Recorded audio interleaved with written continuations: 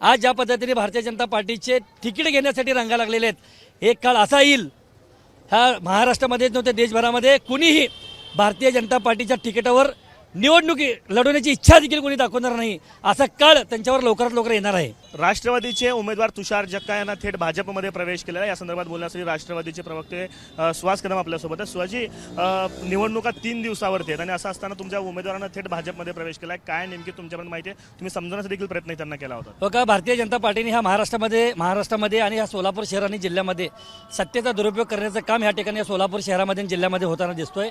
मी आज तुम्हाला सांगू इच्छितो की प्रभाग क्रमांक 9 मध्ये राष्ट्रवादी काँग्रेस पार्टीचा पॅनल त्या ठिकाणी विजयी होणार असा IB रिपोर्ट देखील होता।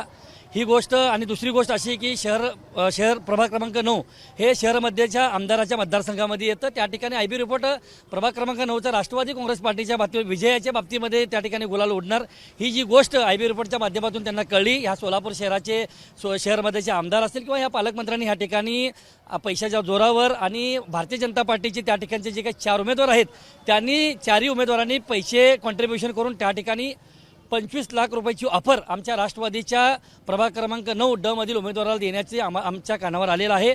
आणि अशी गोष्ट अजून दुसरी अशी कळलेली आमच्या कानावर आलेली आहे की त्याला कुठेतरी 15 लाख रुपये त्या ठिकाणी ॲडव्हान्स देण्यात आलेले आहेत आणि 10 लाख रुपये निवडून आल्यानंतर त्या ठिकाणी देण्याचं त्या ठिकाणी आश्वासन काही भारतीय जनता पार्टीच्या आमदाराकडून किंवा नेत्यांकडून त्या ठिकाणी त्याला शब्द देण्यात आलेला आहे असं आम्हाला समजतंय। परंतु ज्यांनी आतापर्यंत लोकशाही तोडवण्याचं काम ज्यांनी केलेलं आहे त्यांना घरी बसल्याशिवाय हे लोक राहिले नाही आहेत। मी आज तुम्हाला सांगू इच्छितो की हा भारत देश आहे, विश्वरत्न डॉक्टर बाबासाहेब आंबेडकरांनी दिलेल्या संविधानावर ह्या लोकशाहीवर चालणारा हा देश आहे, हा महाराष्ट्र आहे।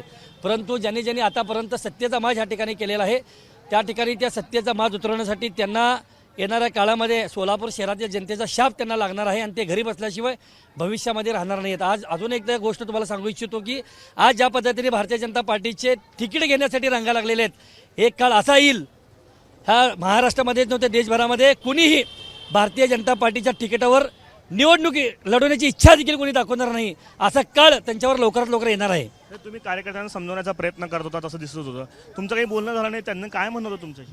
हो का, मी माझ्या राष्ट्रवादी काँग्रेस पार्टीचा जो काही युवकचा कार्याध्यक्ष आहे, मी युवकचा अध्यक्ष म्हणून त्याला समजवण्याचा प्रयत्न केला, परंतु त्याच्यावर बळजबरी करण्यात आली, त्याच्यावर कुठेतरी दादागिरी करणे, कुठेतरी त्याला धमकवण्याचं काम त्या ठिकाणी झालेलं आहे। आणि दुसरी गोष्ट अशी की या सोलापूर शहरामध्ये जवळजवळ मला असं कळतं की जवळजवळ 1000 ते 1200 लोकांना त्या ठिकाणी तडीपारीच्या नोटिसा त्या ठिकाणी देण्यात आलेल्या आहेत। पण ती नोटिसा कुणाला देण्यात आल्या की ज्या ठिकाणी राष्ट्रवादी काँग्रेस पार्टीचा त्या ठिकाणी पारडं जड आहे, पॅनल जड आहे, त्या प्रभागामध्ये राष्ट्रवादीचे निवडून येतात, शिवसेनेचे निवडून येतात, काँग्रेसचे निवडून येतात, अशा ठिकाणी त्या ठिकाणी त्यांच्या कार्यकर्त्यांना निकाली केसेस लागल्यानंतरही त्यांना त्या ठिकाणी नाही का पोलीस प्रशासनाकडून त्या ठिकाणी तडीपारच्या नोटीस देण्यात आलेले आहेत।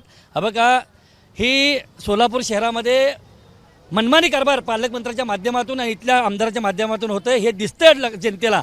त्यामुळे येणाऱ्या काळामध्ये ही सोलापूरची जनता त्यांना घरी बसवल्याशिवाय राहणार नाही आहे। सोलापूरची जनता त्यांना घरी बसवल्याशिवाय राहणार नाही अशा पद्धतीचा टीका जी आहे त्या ठिकाणी राष्ट्रवादीकडनं केली जाते। पैशाच्या जोरावरती उमेदवार खरी केल्याचा आरोप देखील या निमित्तानं ते करतात।